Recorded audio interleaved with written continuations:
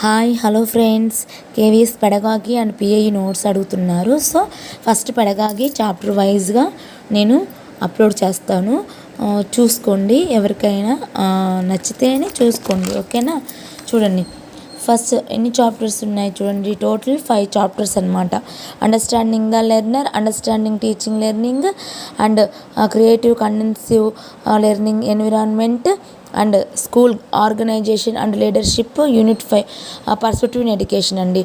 మనకు వెయిటేజ్ ప్రకారం చూసుకుంటే ఫస్ట్ చాప్టర్ నుండి 18 to 20 మార్క్స్ అండి. సెకండ్ చాప్టర్ నుంచి చూసుకుంటే 18 to 20 marks. Third chapter 4 to 6 marks. Fourth chapter 4 to 6. Perspective నుంచి 2-3 మార్క్స్ అనమాట. సో మనం ఆల్రెడీ ఇవన్నీ మనకు తెలిసినవే, కాకపోతే కొంచెం ఇంగ్లీష్లో మనము అండర్స్టాండింగ్ చేసుకొని చదువుకుంటే ఈజీగా మార్క్స్ గెయిన్ చేయగలుగుతాం ఆర్ఆర్బి టీచర్లో. So understanding learning first chapter నుంచి 4 సబ్ టాపిక్స్ ఉన్నాయి. ఈ 1 చాప్టర్ సెకండ్ చాప్టర్ ఈ 2 చదివితే చాలండి, 40 మార్క్స్ దగ్గర గెయిన్ చేయగలుగుతాం మనము.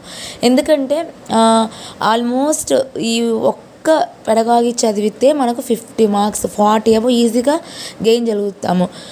అండ్ మ్యాథ్స్ చేయగలుగుతాము ఆటోమేటిక్గా. రీజనింగ్ కొంచెం తెలిసిననే ఇస్తాడు, ప్రైమరీలో అంత టఫ్ ఏమి ఉండదు, ఓకేనా. ఇదనే సీటెట్కి కూడా యూజ్ అవుతుందండి, సీటెట్కి యూజ్ అవుద్ది, ఆర్ఆర్బి ఎనీ సెంట్రల్ గవర్నమెంట్ దానికి ఈ సైకాలజీ అనేది యూజ్ అవుతుంది.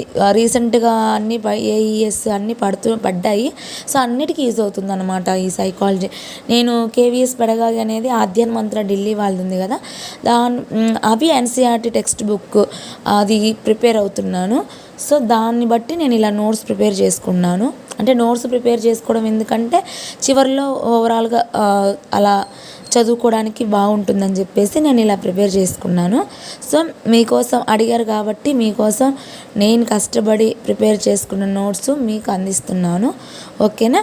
ఫస్ట్ చూడండి, first sub topic concept of growth, maturation and development principles and debates of development tasks and challenges ఉన్నాయి కదా. పెరుగుదల, వికాసము, పరిపక్వత, వాటి గురించి మనకు ఆల్మోస్ట్ చదివినాయే. And 1.2 domains of development, physical, శారీరక, జ్ఞానాత్మక, సాంఘిక పరంగా, ఎమోషనల్, మోరల్ అవన్నమాట. 1.3 అండర్స్టాండింగ్ ద అడోలసెన్స్, కౌమార దశ గురించి, role of primary and secondary socialisation గురించి, సాంఘిక వికాసం గురించి అనుకున్నా, ఓకేనా.